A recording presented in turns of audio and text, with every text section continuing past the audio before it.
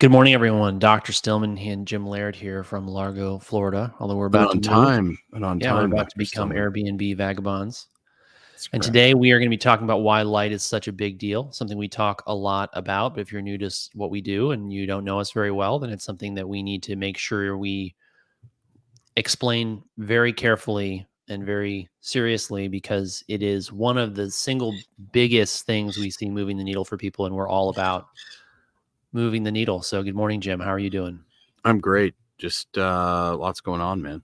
Yeah, As you lots know. going on. So make sure that you're on our email list so that you can stay up to date with us, where we are, what we're doing. And don't forget, every Thursday, there is a webinar that's only for people on the email list.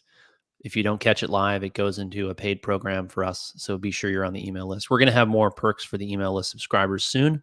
Stay tuned for that. More on that later. So, And you can watch the yeah, replay of that if you miss, because you it's can. Thursdays. It's actually today. The one today you're doing is on Iron Overload. That's The right. one next week is on Detox. That's And right. if you miss the time at 10 a.m. on Thursdays, you can watch the replay. So Right. get on the email list. So light is really important. Jim and I have both had a very interesting journey ourselves with light, and then both of us in our, professional lives, Jim coaching people and me doctoring people, taking care of patients, have seen how powerful light is in determining whether or not you get sick and die young or live a long and healthy life and recover from chronic problems. So the reason why light is so important is, and I basically, to make this simple, I usually split light into three different segments because that's the easiest way to think about it. So there's infrared light, and when I'm talking about light, I'm going to start with sunlight. So sunlight's what we're naturally most adapted to or best adapted to. We've got three big categories of light in sunlight. There's infrared light, which you perceive as heat. That's the heat of the sun hitting your skin. It's part of what makes it feel so good. There's visible light. Visible light times your circadian rhythms. That's why the sun waking up in the morning coming through your window tends to get you out of bed, even if you're still tired. That's why if you scroll through your phone all night, which is brightly lit and full of blue and green light and visible light, you can stay awake for long periods of time. And that's also why when blue and green light disappear from your environment, let's say it's night and you're around a campfire or you've got dim lighting or amber lighting like old incandescent bulbs, it's easier to go to sleep. You may have noticed that. If you didn't, it's true. Try it. And then the third big category of light is ultraviolet light. So ultraviolet light, you probably have heard that UVB light, part of the UV spectrum, makes vitamin D. UVA makes and modulates a lot of different hormones and neurotransmitters in the body. I can go on and on about that for long periods of time, but a lot of it's academic. UV light's also vilified as the cause of skin cancer, but what I like to say is that if the sun causes skin cancer, then spoons make people fat, because I think that's a really unfair. What's the word I'm looking for? It's a really unfair rap. Conclusion. Yeah, that the sun has received from the dermatologists, and it's not totally untrue, right? But just as spoons don't make people fat, I don't think it's fair to blame the sun for all skin cancers. There's a lot of other factors that go into whether or not you get skin cancer, and then how. And the sun actually has been shown in some cases to be protective against skin cancer risk. And if you want more on that, I did a great masterclass on this called "How I Heal People with UVB Light" in my practice, where I go through some of this literature. So that's the 50,000 foot view of light. And so one of the things that Jim and I will tell people to do right away is to take 3 10-minute walks outside each day, because it gets them that red and infrared light from the sun, the visible light and the blues and the greens to help time their circadian rhythms. And then if they're in the right latitude and the right season, they're going to be getting some UV light that will help boost their vitamin D and actually support their overall health and well-being. And we see this having an immense impact on people. We see, women who've got hot flashes, hormonal issues, fatigue, brain fog, sleep problems. All of a sudden, a lot of those problems can go away. Men see improvements generally in their energy levels. They often see a more stable and positive mood. They often have more mental clarity, drive, focus, and that's the top. Those are the top, I would say, testimonials people give me from this simple habit. And it's part of why we start people with this in the fundamentals of wellness. So that's a 50,000 foot view of light. Jim, what are your thoughts on that? And what? Well, we have a little leaf blower going on in the background, so hopefully Okay, it's not really StreamYard will coming do a through. good job taking that out. But we are authentic here. I think light and stress management are the two biggest things that most people are lacking. And I can say this from my own experience. You know, getting my circadian rhythms in order, getting out in nature, getting more skin in the game saved my life. You know, it regulates your immune system, it regulates your hormones, it regulates your digestion. Everything is basically bound to this. If you look at the literature, if you look at the studies that are coming out, your circadian rhythm and having a functioning circadian rhythm is basically tied to everything. So, you know, if you don't have your natural environment, if you're not getting out in more natural light, you're probably going to have issues. It doesn't mean it's going to miraculously cure everything you've got, but it's definitely a major contributor. You'd be surprised how much progress it can make for you. Right. But we don't want to oversell things. We don't want to tell people if you just get more sun, it's gonna solve all of your problems. It's gonna, you know, it's gonna do your taxes for you and stuff. It's not gonna do that.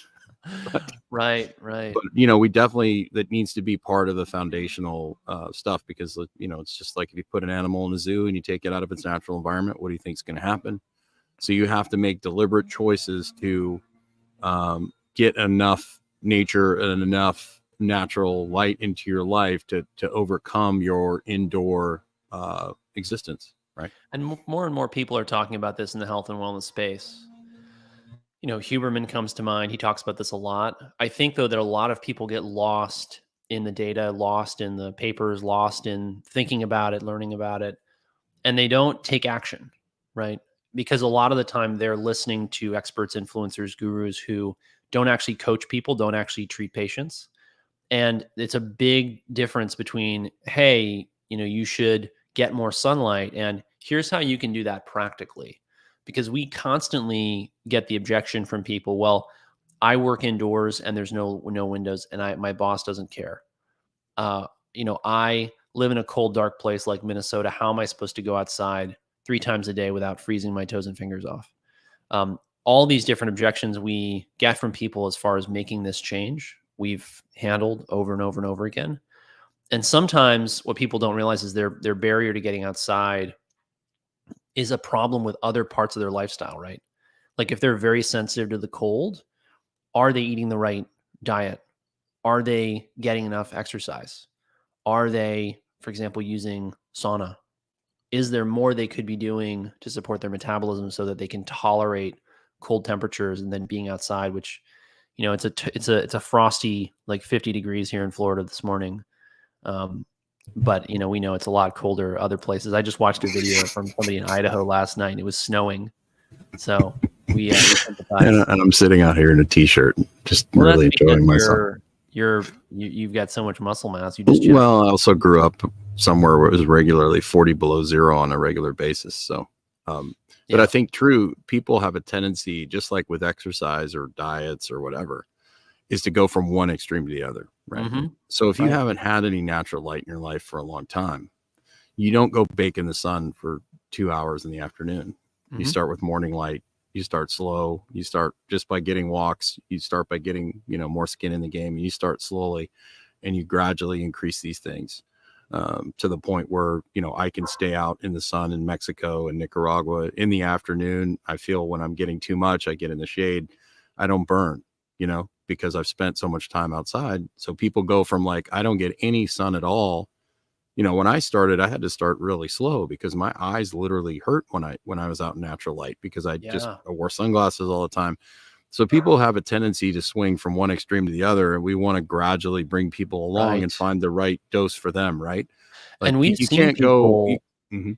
We've seen people come to us who said, you know, I heard that I've got to, you know, go outside without sunglasses, but I can't do that. It hurts too much.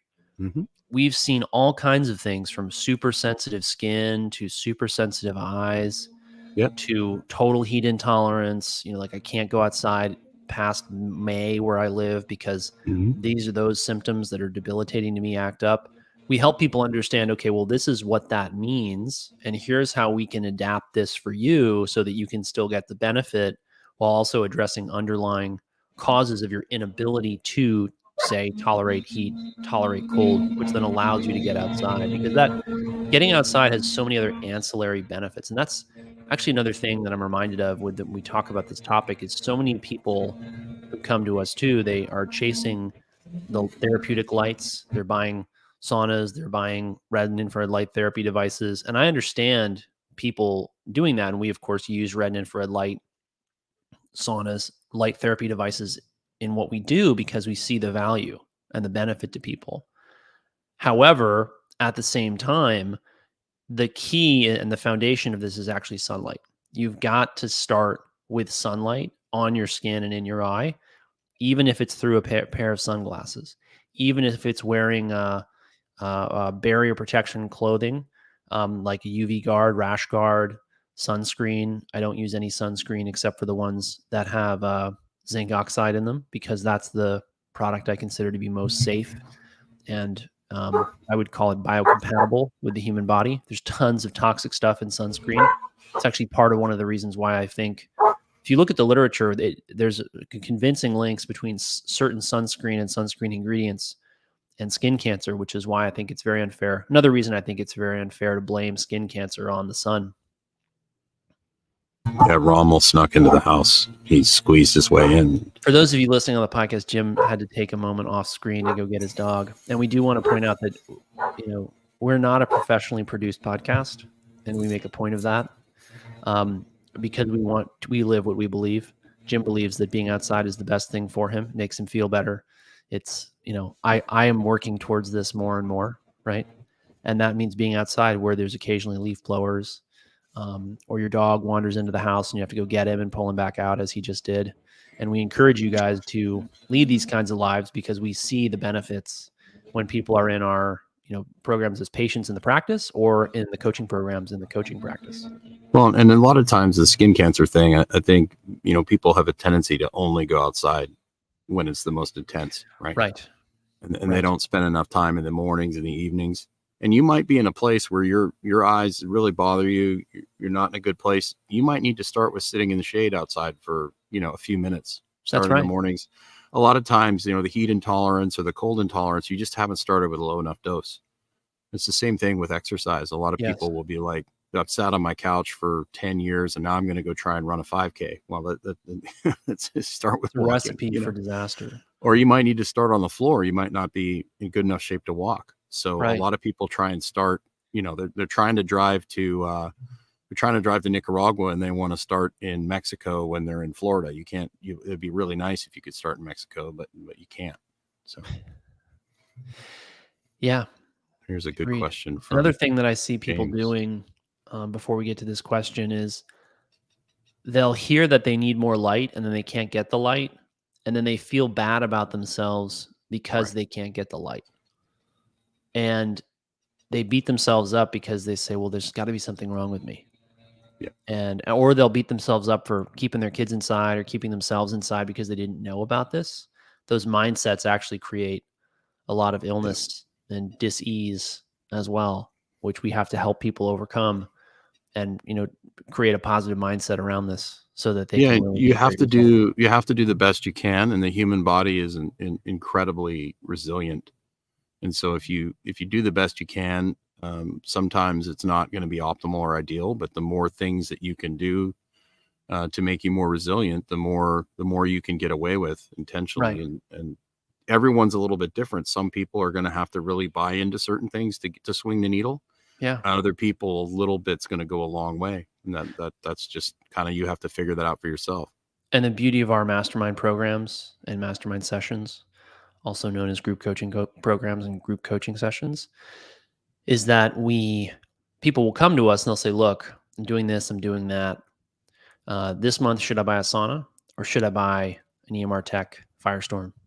Should I spend more time walking outside or should I, put money into light therapy devices? Should I, focus on should I take a vitamin D supplement or should I buy a Spurty vitamin D lamp? And the great thing about having continuous contact with people in coaching programs and mastermind sessions is that we can help them figure out, okay, here's what you do this month. Now do that, come back to us next month, tell us what happened, right? And then we help you iterate your approach so that you get the results that you want, which is a lot more valuable to people than a one size fits all course, which we do have, but it lacks the ability to be tailored to your unique situation, which all of you are in. Whether that's your budget for your health and wellness every month in terms of dollars you can spend, time you can spend, what you have available to you in your local community, environment, et cetera. We help people figure that out when they get into these calls with us. Well, the nice thing about the fundamentals of wellness is the calls are weekly. So yes, there's a lot of calls and fundamentals. We can also help you from spinning out of control, because a lot of times people will, and this happened in my gym all the time, people would start going off course, and then we'd have a discussion about it, and I'd be like, well, you got to do this, and this, get back on track. Just have that reminder. Just like Dr. Stillman has a business coach to help him, be more accountable in certain ways and to give him advice. A lot of this stuff, doesn't come naturally for certain people. Certain skills, certain skill sets need to be developed, need to be reminded. And then also there's certain things that you might not be as good at, and that's where you need to find people to help you. Right. So having someone who's objective to look at what you're going through and give you advice and help keep you on track, because very few people are able to self-regulate and make good strategy choices over the long haul, especially in a world where the world is set up to pull you away from what would naturally make you healthy. And they get mixed up over where the value is.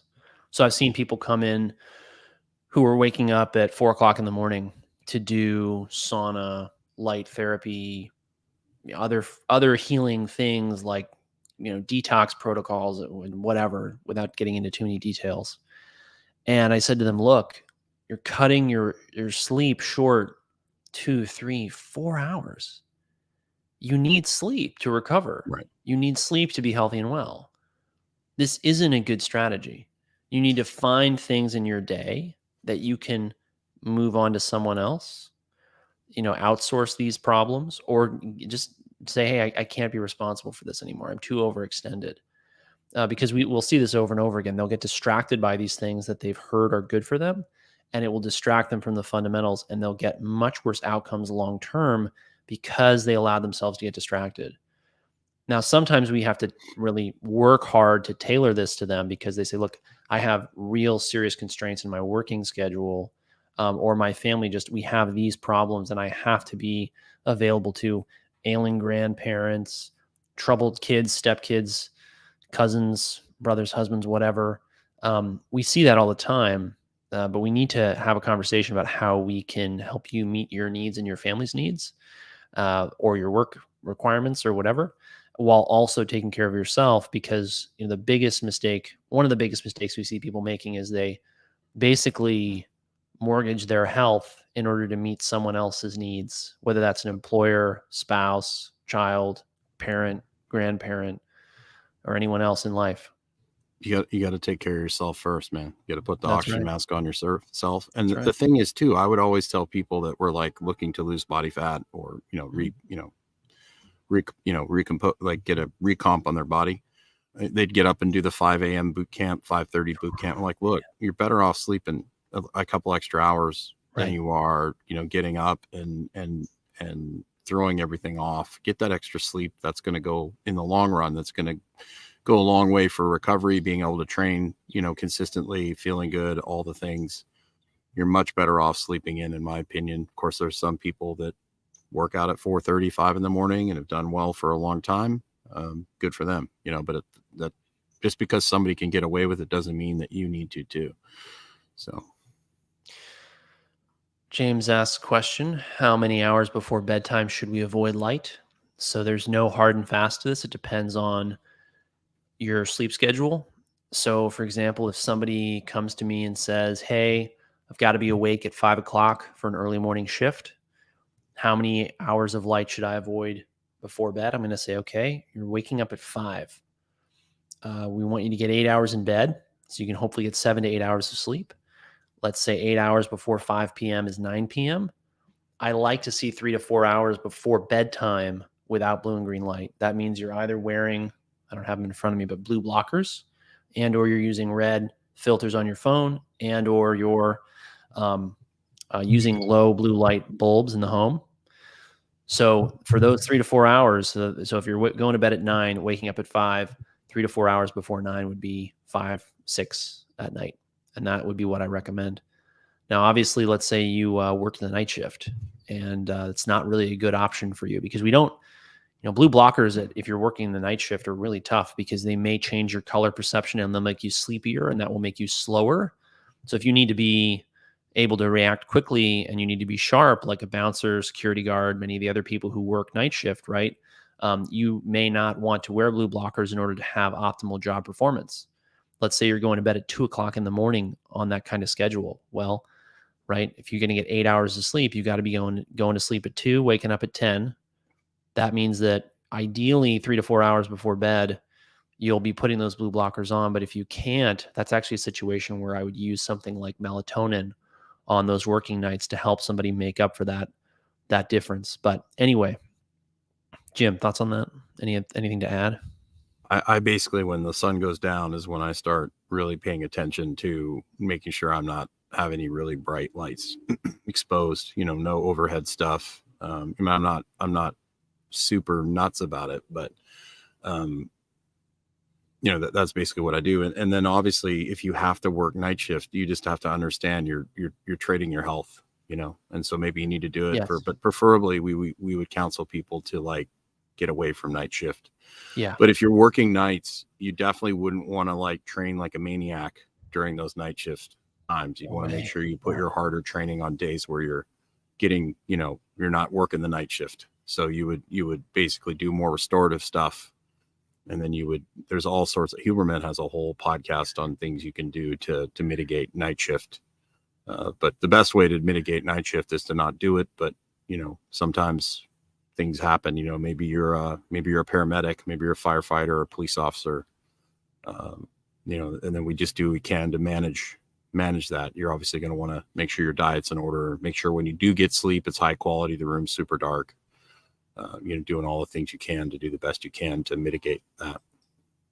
Absolutely. Yeah. Krista asks, is there any way to still get into the HTMA course? Unfortunately, we've closed enrollments. We're limiting it to 30 because we want to provide a high level of service and give people plenty of time on the calls. We will be running this again in the spring, Krista. And if you're interested in that, you can go to my Linktree, go to Dr. Stillman's special offers, and there should be a link to the waiting list, right, Jim? Is that still there? Well, what you do is just click on the HTMA course link, and then it's going to take you to a page that's going to put you on a wait list, and then it's going to give you the ability to buy the course. So you can buy the course, and then what'll happen is the next time we release this, we send an announcement out to people just in the course, give them the opportunity to buy into the Mastermind coaching, and that course will be discounted from the price. So you get that. We usually send that out for 3 days, and that's just to the people in the course. And then we release it to the people on the wait list, like we did this last time, and it almost sold out. And then we release it to the public when they do the webinar. And I think we only had 3 or 4 spots available when we did the webinar, and it sold out like 5 minutes after the webinar. So make sure that's the best way to do it. And that way you can, we're not on the list.